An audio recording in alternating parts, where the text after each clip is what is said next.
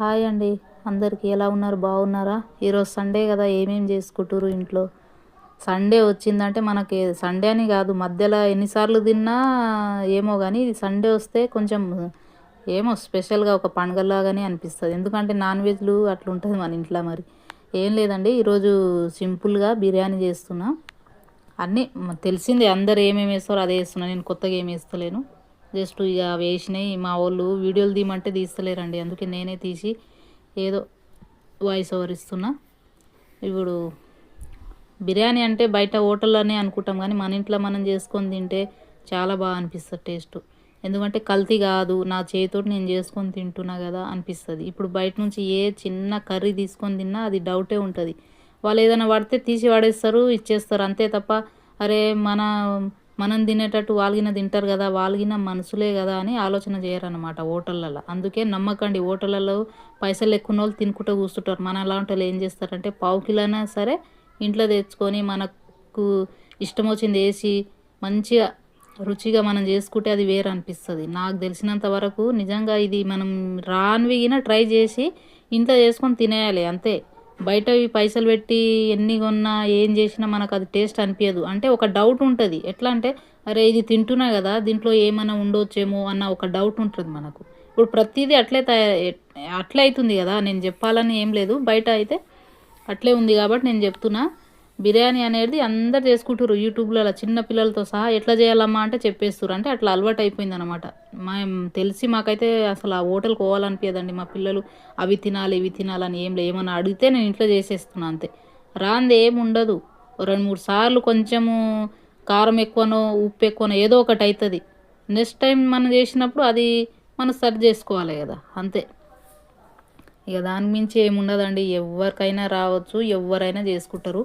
మనం మంచిగా ఉండాలి, మన ఆరోగ్యం అని మన మనసు మనం అనుకుంటే మాత్రం మనం ఇంట్లోనే చేసుకోవచ్చు నాకు తెలిసినంత వరకు. ఎందుకు బయట ఏముంది అంతగానం తినడానికి, బయట ఇవన్నీ ఒక ఆయిల్ వారము నెల వాడతారు అన్ని ఫ్రైకి. ఈ మధ్య చాలా న్యూస్లగిన బల్లీలు పడ్డాయి, చిన్న చిన్న ఏమేమో బొద్దింకలు అంట అవి ఇవి అన్నీ చూపిస్తారు. అవి చూస్తేనే నిజంగా అట్లున్నా సరే జనాలు ఆ షాపుల కాడ ఇట్లా అరే లైన్లు ఉంటాయి, లైనా మనుషులా లేకపోతే ఈగల అన్నట్టు ఉంటారండి. ఎందుకు ఇంట్లో చేసుకుంటే ఏమవుతుంది, అదే కొంచెం పావు కిలో తెచ్చి కొంచెం చేసుకొని మనం మన శాంతిగా తిన్నా మనకు మంచిగా అనిపిస్తుంది. ఆరోగ్యం మెయిన్, మన ఆరోగ్యం మనం చూసుకోవాలి. ఎంత పైసలు ఉంటే మాత్రం ఆరోగ్యం వస్తుందా అండి? పైసలు ఉన్నోడికి లేనోడికిన రోగం వస్తుంది, అందరికి అదే. ఇప్పుడు నేను తింటున్నా కదా బయట, నాకేం రాదని ఏమనుకోవద్దు. మనం ఉన్న దాంట్లో మనకు తోచింది వేసి చేసుకోవాలనిపిస్తుంది నాకు. ఇక మనం హోటల్ స్టైల్ చేయాలంటే వాళ్ళు ఏదేదో వేస్తారు కాబట్టి స్టైల్ అది వేరేగా ఉంటుంది. అదే ఫ్రై చేసి మనం ఇంట్లో చేసుకుంటే ఆ రుచి వేరేగా ఉంటుంది. ఇప్పుడు రాదు అనుకుంటే ఏది రాదు. నేను విన్నా యూట్యూబ్లోనే చూసిన 2-3 సార్లు చూసిన ఏమేమి వేస్తారు అనేది మన ఇంట్లోనే ఉండేవి అన్నీ. అవి వేసేసి చేసేసిన అంతే. దానికి మించి ఏమైనా ఉందా అంటే ఏం లేదు, సింపులే కదా. బయట నుంచి ఎక్కువ సామాన్లు దేవాలి ఏమని ఏం లేదు, ఇంట్లో అన్నీ మన ఇంట్లో ఉండే వస్తువులతోటే చేసి తినేయచ్చు.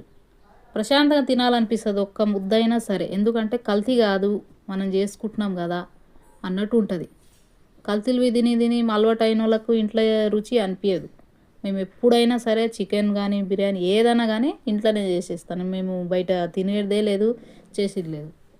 అవి చూస్తుంటే ఒక్కొక్కసారి బల్లీలు వచ్చినాయంటే మనుషులు ఉంటారా అండి? ఆ హోటల్లో కనీసం పడిందాన్ని తీసి వాడేసి వేస్ట్ చేయకుండా పెట్టేస్తారు. మళ్ళీ వీళ్ళు ఎంత టేస్ట్ ఉంది ఆ బిర్యానీ అంటారు. మళ్ళీ అవన్నీ కలిపినందుకు టేస్ట్ ఉంటుంది.